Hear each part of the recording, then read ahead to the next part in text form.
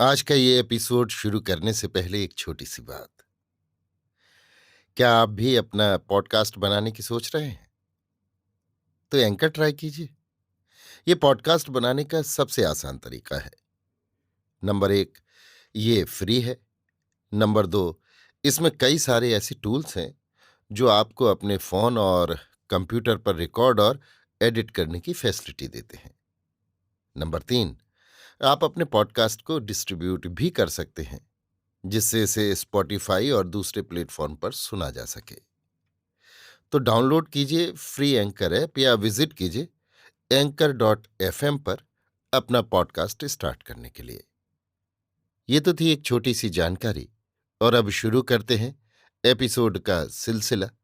तो आज के एपिसोड में लीजिए सुनिए फणीश्वर नाथ रेणु के लिखे उपन्यास मैला आंचल का भाग 9, मेरी यानी समीर गोस्वामी की आवाज में।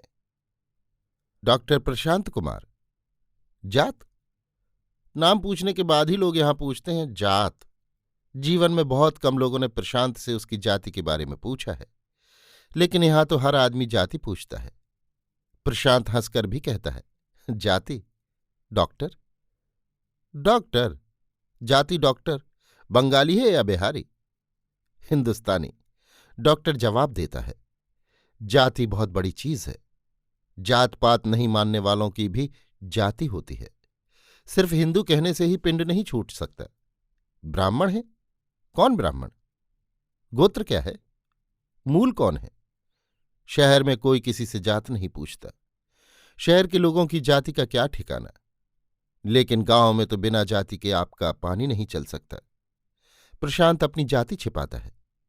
सच्ची बात यह है कि वो अपनी जाति के बारे में खुद नहीं जानता।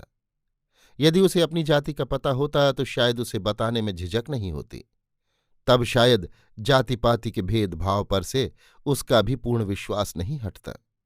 तब शायद ब्राह्मण कहने में वो गर्व महसूस करता। हिंदू विश्वविद्यालय में नाम लिखाने के दिन भी प्रशांत को कुछ ऐसी ही समस्याओं का सामना करना पड़ा था। रात भर वो जगा रह गया था। प्रशांत कुमार, पिता का नाम अनिल कुमार बनर्जी, हिंदू, ब्राह्मण, सब झूठ।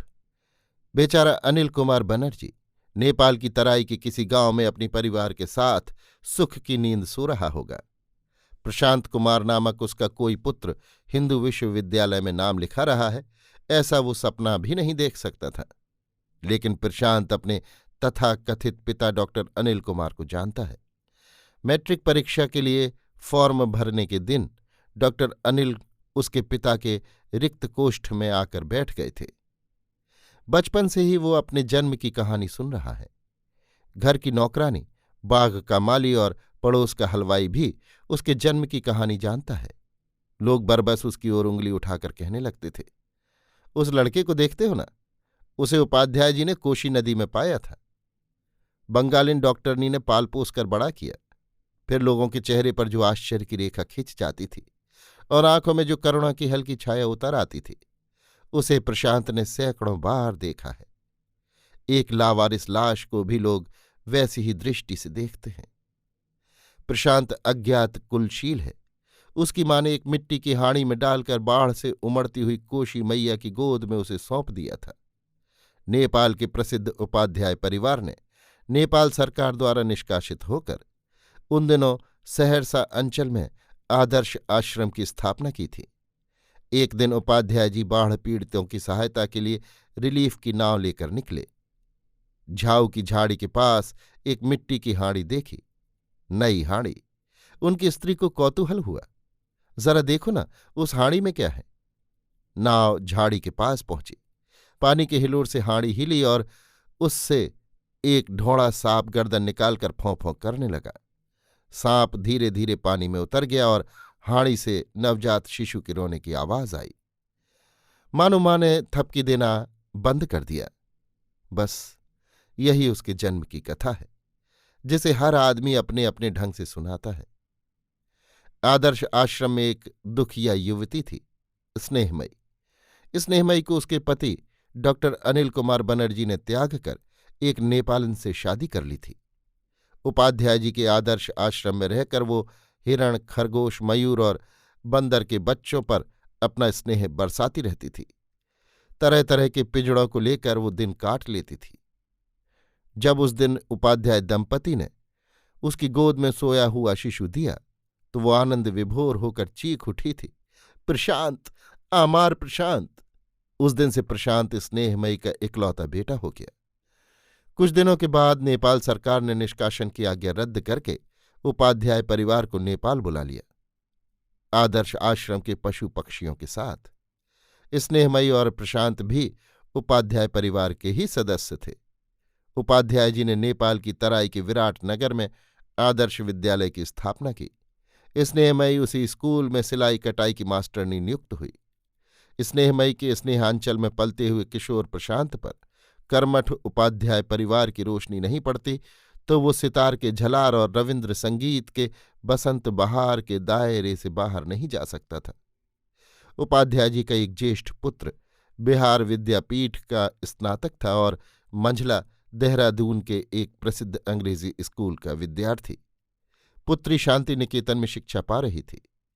छुट्टियों में जब वे एक जगह इकट्ठे होते तो शांति निकेतन में शिक्षा पाने वाली बहन चरखा चलाना सीखती। विद्यापीठ के स्नातक आश्रम भजनावली की पंक्तियों पर राविन्द्रिक सुर चढ़ाते और अंग्रेजी स्कूल का स्टूडेंट सेवा दल के कवायदों के हिंदी कमांड के वैज्ञानिक पहलू पर बहस करता। अटेंशन में जो फोर्स है वो सावधान में नहीं। अटेंशन सुनते ही लगता है कि दर्जनों जोड़े बूट चटक उठे। ऐसे ही वातावरण में प्रशांत के व्यक्तित्व का विकास हुआ। हिंदू विश्वविद्यालय से आईएससी पास करने के बाद वो पटना मेडिकल कॉलेज में दाखिल हुआ। माँ की इच्छा थी कि वो डॉक्टर बने, लेकिन अपने प्रशांत को वो डॉक्टर के रूप में नहीं देख पाई। काशीवास करते करते काशी की किसी गली में वो हमेशा के लिए खो गई। एक बार लाहौर से प्रशांत के नाम पर एक मनी ऑर्डर आया था, विजया का आशीर्वाद लेकर। भेजने वाली थी श्रीमती स्नेहमयी चोपड़ा। एक माँ ने जन्म लेते ही कोशी मैया की गोद में सौंप दिया और दूसरी ने जनसमुद्र की लहर को समर्पित कर दिया। डॉक्टरी पास करने के बाद जब वो हाउस सर्जन का काम कर रहा था, 1942 का देशव्यापी आंदोलन छिड़ा। नेपाल में उपाध्याय परिवार का बच्चा बच्चा गिरफ्तार किया जा चुका था। अंग्रेजी सरकार को पूरा पता था कि उपाध्याय परिवार हिंदुस्तान के फरार नेताओं की सिर्फ मदद ही नहीं करता है, गुप्त आंदोलन को सक्रिय रूप से चला भी रहा है।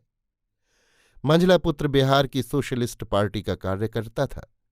वो पहले ही नजरबंद हो गया था। प्रशांत भी तो उपाध्याय परिवार का था। वो कैसे बच सकता था? उसे भी नजरबंद कर लिया गया। जेल में विभिन्न राजनीतिक दलों के नेताओं और कार्यकर्ताओं के निकट संपर्क में रहने का मौका मिला। सभी दल के लोग उसे प्यार करते थे।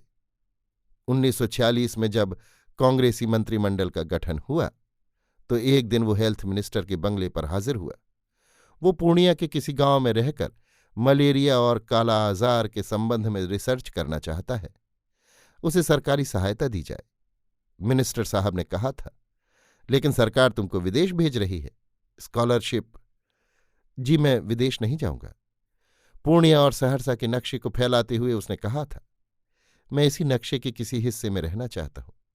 ये देखिए, यह है सहरसा का वो हिस्सा जहां हर साल कोशी का तांडव नृत्य होता है, और ये पूर्णिया का पूर्वी अंचल जहां मलेरिया और काला आजार हर साल मृत्यु की बाढ़ ले आते हैं। मिनिस्टर साहब प्रशांत को अच्छी तरह जानते थे। इस विषय पर प्रशांत से तर्क में जीतना मुश्किल है।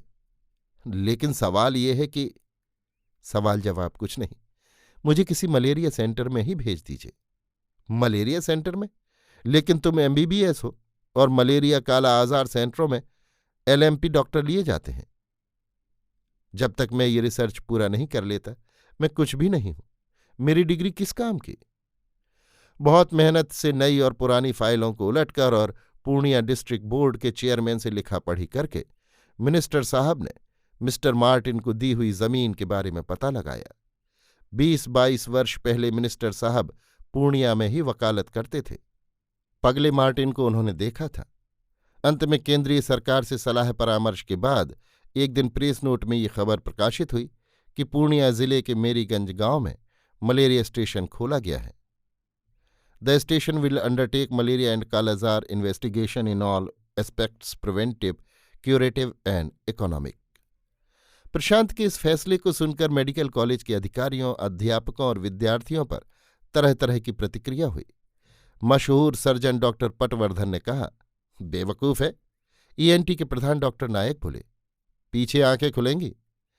मेडिसिन के डॉक्टर तरफदार की राय थी, भावुकता का दौरा भी एक खतरनाक रोग है, मालूम। लेकिन प्रिंसिपल साहब खुश थे। तुमसे यही उम्मीद थी।